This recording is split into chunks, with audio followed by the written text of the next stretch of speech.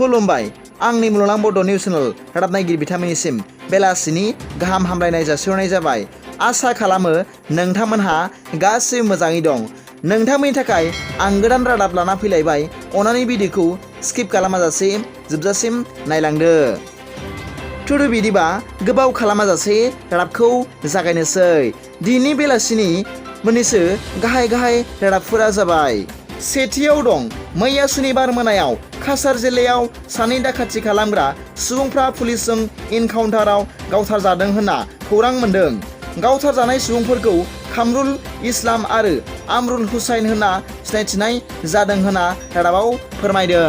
बिसोर सानै सुबुङा सासेया काछार जिल्लानिनो सिङाव थानाय सनाय सैपुर आरो सनाय कृष्णापुरनिमोन होनना खौरां मोन्दों। मख'नो गोनांदि बिसोर सानैखौ गुबुन गुबुन दायनि थाखाय पुलिसआ साननैसो सिगाङावनो हमनानै जेलाव सोना दोनदोंमोन आरो जेलनिफ्राय खारखोमानो नाजानायावनो इनकाउन्टाराव गावथारजादों होनना रादाबाव फोरमायदों। नैथियाव दं मैया हर गेजेराव गुवाहाटी पुलिसआ साबा ड्राग्स फालांगिरिनिफ्राय वाल इज योर्स मुंनि 50,000 टेब्लेटफोर हमनो मोन्दों होनना खौरां मोन्दों। रादाबाव फोरमायदों दि बे टेब्लेटफोरनि बेसेना 4 कौटिनिफ्राम जागोन होनना रादाबाव फोरमायदों। थामथियाव दं दिनै नागालेण्डनि कहिमायाव गंसे टेक्सिजों आरो गंसे ट्राकजों सौग्रावनाय जाथायाव खमैबो 7 सुबुङा जायगायावनो जिउ गोमायो आरो 3 सुबुङा जखम जायो होनना खौरां मोन्दों। रादाबनिफ्राय मिथिनाय बादिब्ला बे जाथाया दिनै फुङावनो 22 नं राजा लामायाव जादों होनना मिथिदों। जखम जानाय 3 सुबुंखौ थाबैनो देहा फाहामसालियाव लांनाय जादों आरो बेनिनो सानैया थैहां अबस्थायाव दं होनना खौरां मोन्दों।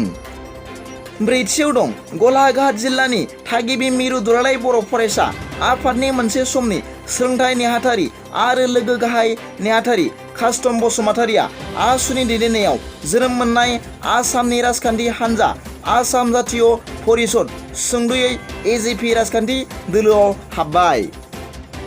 मख'जाथावदि दुलाराय बर' फरायसा आफादाव खामानि मावबोनानै बयजोंबो सिनायथि जानाय फरायसा दैदेनगिरि कास्टम बसुमतारिया गुवाहाटीआव खुंफुंनाय आसाम जातीय परिषदनि मेलाव जयनिं जायो आरो AJPनि गाहाय लरेन जयति गगैजों लोगोसे गुबुन बिबानगिरिफोरा दुंब्रुयै बरायो।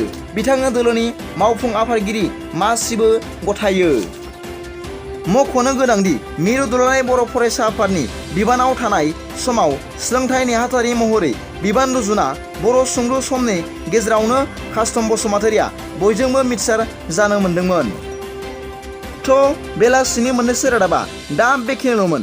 सोरबाफोर आंनि चेनेलखौ दिनैसो गोदानै नायसनदोंब्ला अन्नानै साबस्क्राइब खालामना ला आरो बेल आइकनावबो थुनानै हो जाहाथे आं गोदान निउस आपडेट लानानै फैयोब्ला नोंथांनियाव सिगांग्रो नटिफिकेसन सौहैयो।